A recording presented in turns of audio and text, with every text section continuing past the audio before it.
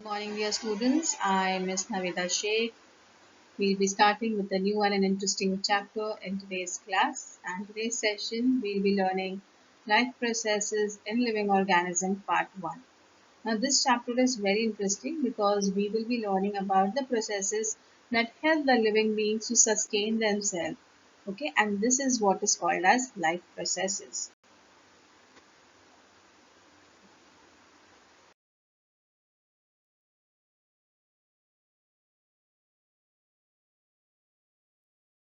Now, there are various organ systems that you have already learned.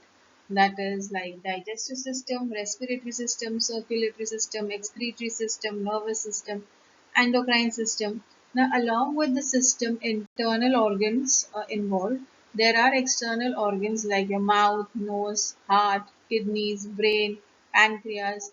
These are the main organs which are present internally also, and some are outside, which are helping each other to perform your life processes smoothly and perfectly. Now, there's a question that how are the foodstuffs that you eat and their nutrients contents useful for the body? Like here you have seen that there are so many different processes, life processes that takes place in your body, and how are they actually useful? Let us see that. Now, there is a process that you have learned about digestive system. In this system, with the help of your mouth, you eat food, and it goes into your esophagus. From there, it goes into your stomach. With the help of the digestive juices that are present, the food it gets broken down, and it gets simplified, and it gets into your small intestine, large intestine, and then it comes out. All the waste product comes out in the form of the urine or stools from your body. So, the body needs variety of following five nutrients, that is proteins, carbohydrates, fats, vitamins and minerals. And from the food that you eat, in order to stay healthy and productive, protein is needed to build and maintain your entire muscular system, blood, skin and bones and other tissues and organs in the body. Now, as you can see here, there is everything that is essential and healthy on the table, and this is what we call it as a balanced diet. Now, what is the importance of balanced diet for the body? Why is it always said that you should eat the food which is cooked at home and you should eat everything that is made? You should eat your leafy vegetables, you should eat whatever is available and healthy apart from the things that you eat from roadside. Now, it is important to have a balance. Now, as you see here, this is a picture of a circulatory system. Now, what is the role of circulatory system in energy production? As we said that there are various organs and organ system present in our body which are helping our body to run smoothly. Now, out of that, one is circulatory system. Now, the circulatory system, it involves the heart. Now, this cardiovascular system does not produce energy. It only allows the transport of energy-rich substances like glucose, fatty acids, and other. How are the various processes occurring in human body control? Now, as we learned that there are various organs and organ systems which are performing various activities. But these organs, how are they controlled and who controls it? So you have a nervous system, right? This nervous system it controls all the various processes occurring in our body. That is called as the CNS or central nervous system along with hormones. Each life process contributes in its own way.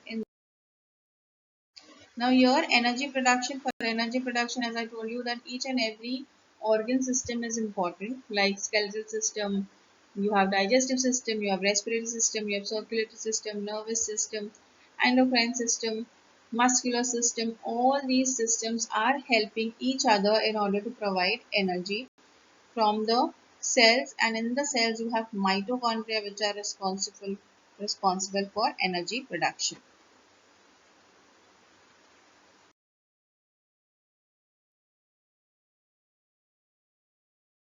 Now, as I told you that the human body comprises of many organ systems, and The few examples that we have is digestive system, respiratory system, circulatory system, excretory system, nervous system, reproductive system, muscular system, etc.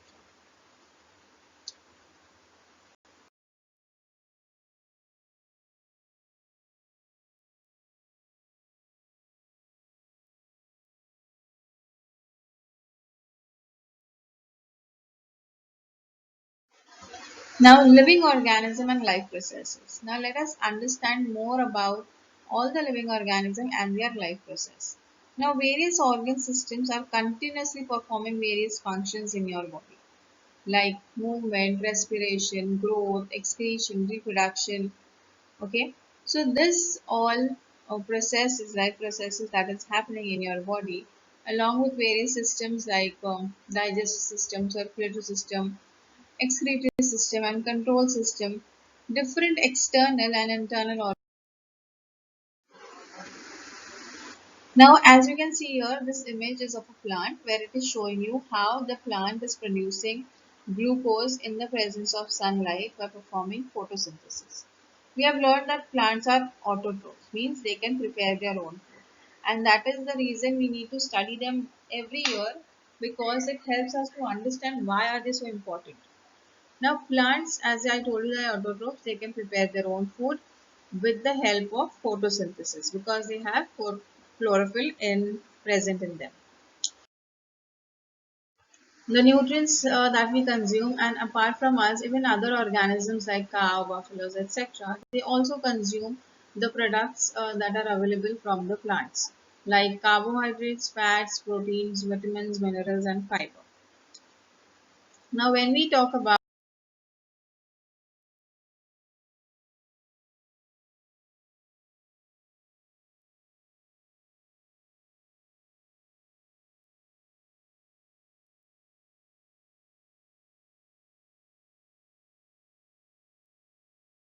carbohydrates, you get it from milk, fruits, jaggery, sugarcane, honey, cereals, sweet meat, sweet potatoes and vegetables.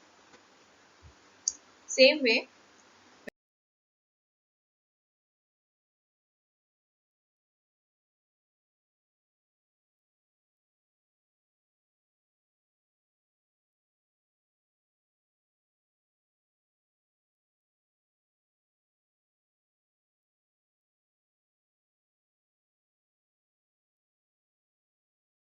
about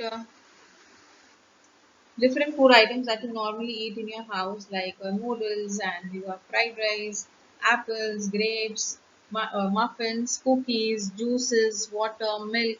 All these are providing with some of the other type of nutrients in your body. Okay, like carbohydrates, fiber, fats, proteins. So we obtain the carbohydrates from milk, fruit, jaggery, sugarcane, vegetables, potatoes, sweet potatoes, cereals like wheat, maize, rice. Now nutrients, as I told you, that carbohydrates and fats are very important in order to supply you with energy, in order to produce energy in your body. Now, when I talk about carbohydrates, sugar, honey, and cereals we'll consider, and when we talk about fats, we will talk about oil, uh, ghee, butter, etc. Now, in your cell, these carbohydrates are let inside, okay, through, and there's a process which goes on, which helps to produce energy, and they supply it to your. Now, remember that all living things perform respiration, whether unicellular like amoeba, multicellular, whether amphibians, aquatic, or humans. We all require oxygen for breathing purpose.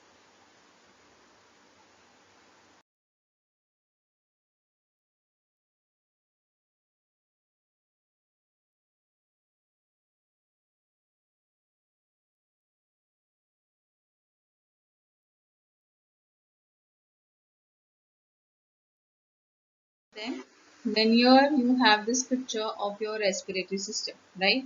So automatically things become clear that what I'm going to ask you. Now, what is respiration? How does it occur? The answer is very simple. All living things need a constant supply of energy. Respiration is a process of releasing energy through the breakdown of nutrients such as glucose. It occurs through a process called as cellular respiration. Okay, so these are important things that you need to remember. Now, respirations are of two types. They occur in your body in two ways. First is body level and the other is cellular level. When I talk about body level, it is related to the breathing process that we're talking about.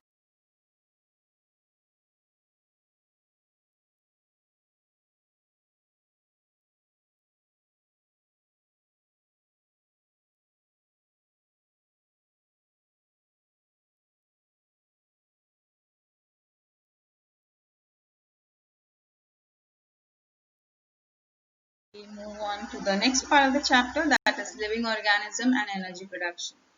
So when I talk about living organism, all living organism including us, plants and animals, we're talking about them. Every living organism needs energy for doing various activities. Okay, so how is this energy produced?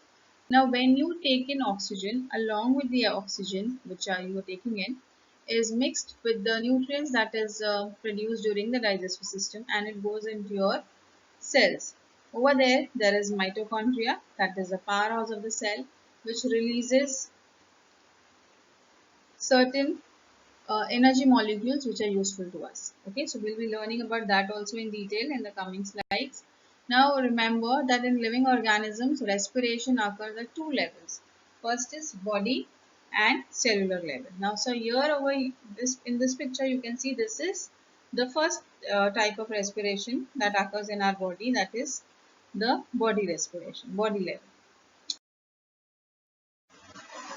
Now, how many atoms of carbon, hydrogen and oxygen are present respectively in a molecule of glucose?